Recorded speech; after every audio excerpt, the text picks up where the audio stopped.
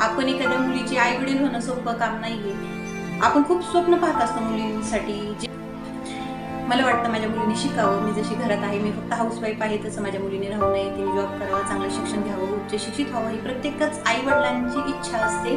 जी घटना कोलकात्याला घडली त्या घटनेनंतर मी तर पूर्णपणे खचूनच गेलेले होते त्या ऐकल्या क्षणी. अक्षरशः त्या दिवशी अशी कंडिशन होती की आम्हाला बाहेर जेवणासाठी जायचं होतं आमच्याच गावामध्ये, पण माझी ती सुद्धा हिंमत झालेली नाहीये की म्हणजे आता विश्वास ठेवायचा कुणावरती.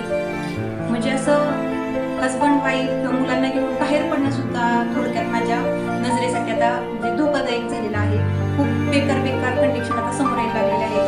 न्यूजमध्ये, इंस्टावरती, युट्यूबवरती भरपूर प्रमाणात काही गोष्टी आता व्हायरल व्हायला लागलेल्या आहेत, उघडकीस आलेल्या आहेत. त्याचबरोबर ती घटना कुठं मागे टाकता नाही परंतु आता शिक्षणाचं घेतलं तर त्या दिवशी मी खरंच विचार केला की नाही, मुलीचं शिक्षण फक्त जेवढं तिच्या गरजे